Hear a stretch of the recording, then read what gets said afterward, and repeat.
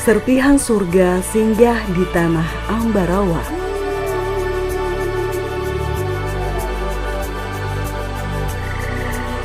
Esotisme danau alam, Rawa Pening namanya.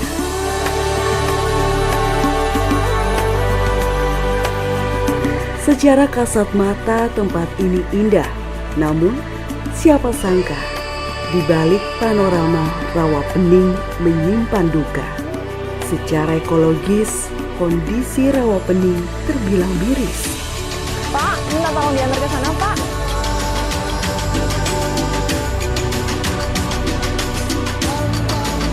Wilayah ini bahkan ditetapkan sebagai danau prioritas yang harus segera ditangani bersama 14 danau lainnya di Indonesia.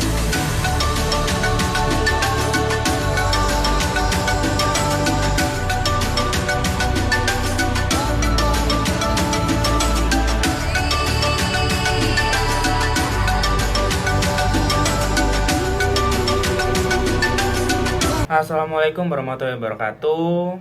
Di sini saya dan kelompok saya akan menjelaskan tentang cara pengelolaan danau menggunakan IPA untuk memenuhi tugas dari program studi ekonomi sumber daya alam yang memiliki judul pengelolaan danau menggunakan IPA, studi kasus panorama Rawa Pening yang menyimpan duka.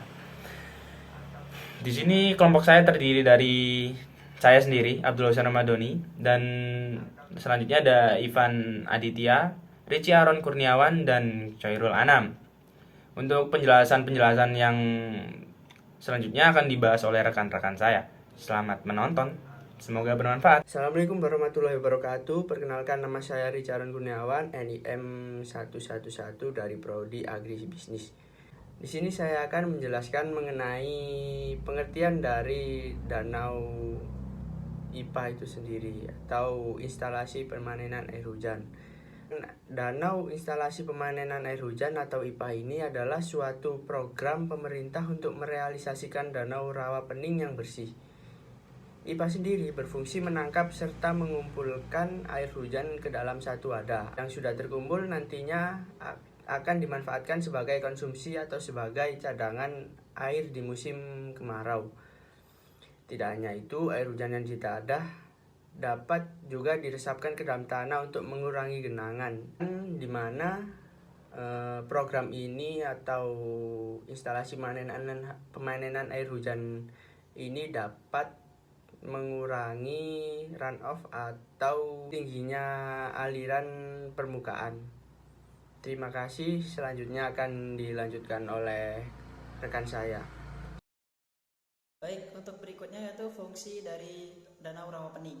Danau Rawa Pening ini sangat berperan penting bagi masyarakat, yang dimana danau ini sebagai penampungan air di sekitar pegunungan yang ada. Dan adapun fungsi-fungsi lainnya dari Rawa Pening yaitu yang pertama, Danau Rawa Pening ini dapat digunakan sebagai pembangkit listrik tenaga air atau bisa disebut dengan PLTA. Fungsi Danau Rawa Pening sebagai pembangkit listrik tenaga air didukung dengan adanya sebuah pembangkit di desa Jelong yang berada di Rawa Pening.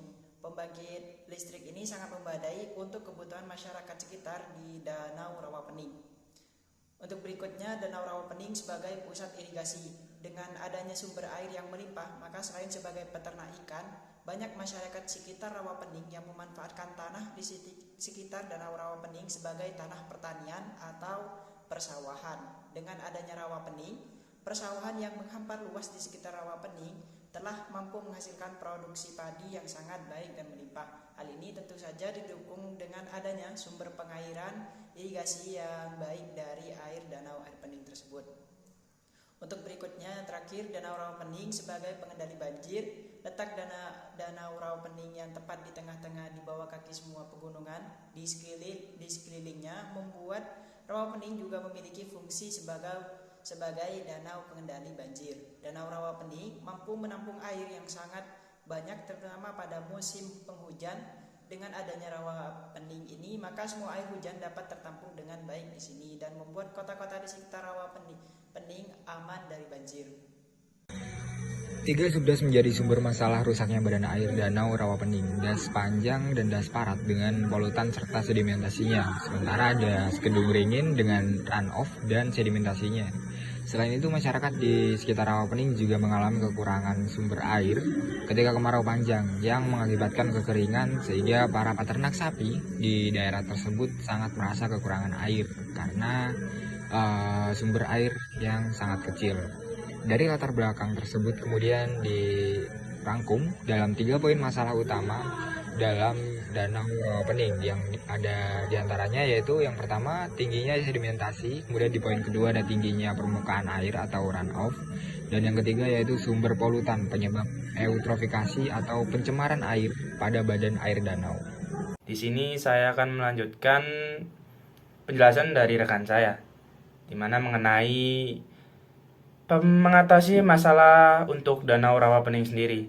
Untuk rencana pengelolaan Danau Rawapening ini yang akan menentukan keberhasilannya yakni leadership dari Pemda sendiri, yang dimana Pemda ini harus menyatukan semua stakeholder untuk bersama-sama menyelesaikan permasalahan di Danau Rawapening, di mana terbagi di 2 area, yakni di catchment area atau penangkapan air dan badan danaunya, di mana UPT Beda Desel Pemali Jeratun melakukan perbaikan di bagian catchment area, di mana berproses dengan cara pembuatan agro rakyat atau pembuatan hutan rakyat atau agroforestry, kebun bibit rakyat, kolam bioflok, pembagian bibit produktif yang berkisar 9.000 batang pohon, lalu pembangunan dam penahan, penguat tebing ekohidrolika, pembuatan alat cacah eceng gondok, hingga pembuatan sumur resapan dan IPA. Instalasi pemanen air hujan sebanyak 118 unit di daerah sekitar Rawapening.